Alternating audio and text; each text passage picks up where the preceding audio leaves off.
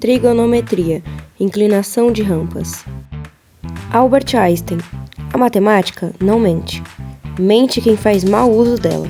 Nós temos a hipotenusa e os catetos. Dentro desse triângulo, além do ângulo de 90 graus, temos outros dois. Vou chamá-los de alfa e beta, beleza? Agora presta atenção no que eu vou te dizer. Qualquer triângulo retângulo que também tenha os ângulos internos iguais a alfa e beta vai ser semelhante a esse que eu desenhei. Vamos fazer uma análise?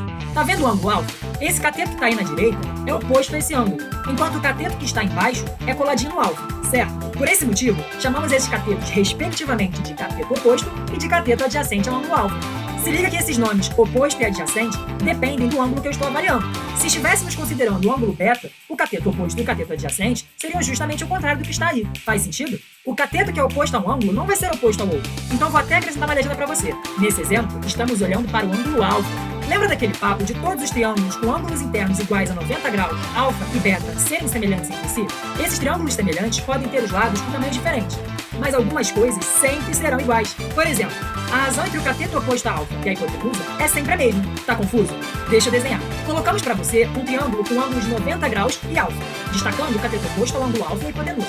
O que eu estava te falando é que, para qualquer triângulo retângulo com esse ângulo alfa, a razão entre o cateto oposto e a hipotenusa vai sempre resultar no mesmo número. Essa razão entre o cateto oposto a um ângulo e a hipotenusa tem nome, seno. Agora que você pegou a ideia, vamos ver mais uma razão. Saca o exemplo. Imagina um triângulo retângulo com aquele ângulo alfa. Vamos indicar nesse exemplo o cateto adjacente a alfa e a hipotenusa. E adivinha, a razão entre o cateto adjacente e a hipotenusa também vale sempre a mesma coisa para esse ângulo. Essa razão a gente chama de cosseno. Olha aí, cosseno de alfa é igual a cateto adjacente sobre hipotenusa. Agora sim, bora para o nosso último exemplo. Depois que fizemos a razão entre um cateto oposto a alfa e a hipotenusa, e entre um cateto adjacente e a hipotenusa, resta a gente fazer entre os catetos. A razão entre o cateto oposto e o cateto adjacente a alfa é chamada de tangente. Agora que a gente sabe como são definidas essas razões trigonométricas, a gente pode ir para alguns exemplos numéricos. Isto é, qual é o valor de seno de 30 graus? Qual é a tangente de 45 graus? E cosseno de 60 graus? Esses três ângulos que eu citei, 30, 45 e 60 graus, aparecem tanto nas questões que eles são popularmente conhecidos como ângulos notáveis. É tão importante sabermos os valores de seno, cosseno e tangente desses três ângulos que a gente tem até uma musiquinha para memorizar com isso. Então bora aprender a letra. 3, 2, 1, todos sobre 2.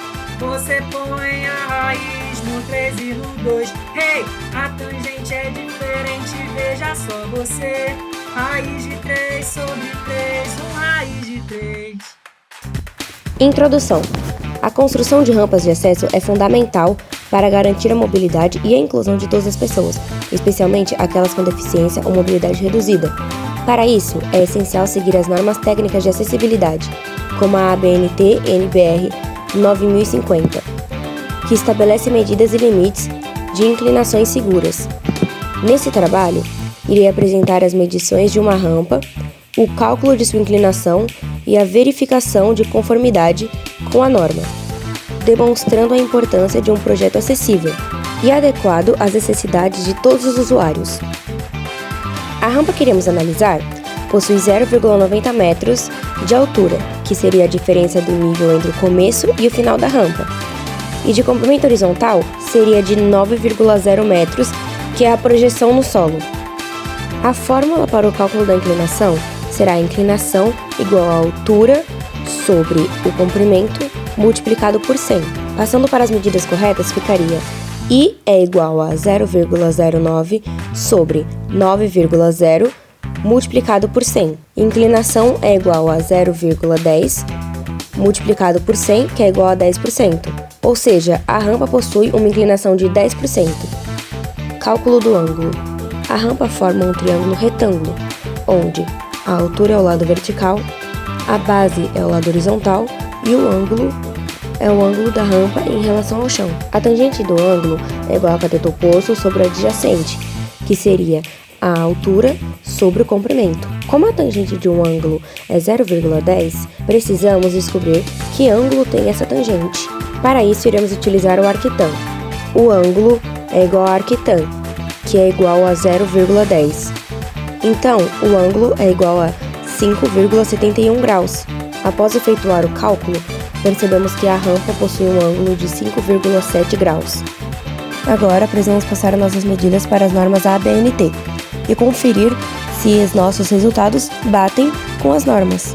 Bom, segundo a ABNT, A inclinação máxima permitida depende do comprimento total da rampa em metros. O comprimento até 1,50 metros pode ter uma inclinação de 8,33% e uma relação de 1,12.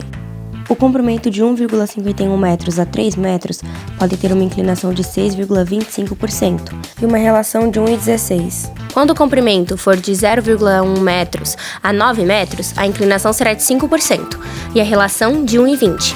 De 9,1 metros a 12 metros, terá uma inclinação de 4,17% e uma relação de 1,24. Mais de 12 metros tem uma inclinação de 3,33% e uma relação de 1,30.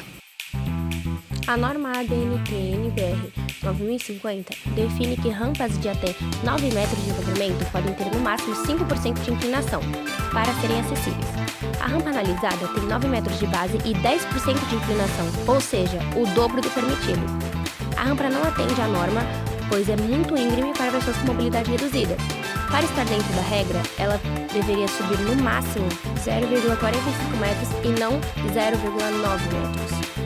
Ajuste hipotético. Como visto, a rampa atual não está dentro da regra da ABNT-NPR, então deve-se calcular como ela deveria estar para estar dentro da regra de acessibilidade, que seria: a altura é igual a comprimento vezes a inclinação sobre 100. Então, o comprimento é igual a 9, a altura é igual a 9 vezes 5 sobre 100, a altura é igual a 9 sobre 0,05 e a altura é igual a 0,45 metros. Para corrigir o problema e atender a norma, precisaria diminuir a altura da rampa para 0,45, pois é mais fácil de subir, mas não pode atingir o nível desejado, e aumentar o comprimento da rampa, manter os 0,9 metros de altura, mas estabelecer a base para que a inclinação diminua, usando a mesma fórmula. O comprimento é igual à altura vezes 100 sobre a inclinação, que é igual a 0,9 vezes 100 sobre 5, que é igual a 18 metros.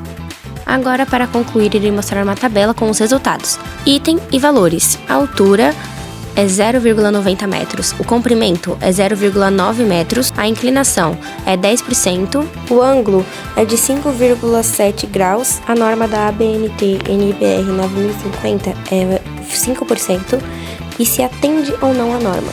Bom, a rampa não atende à norma da ABNT. Bom, esse foi meu trabalho, onde eu falei sobre trigonometrias e inclinação de rampas. Muito obrigada pela atenção e ficamos por aqui!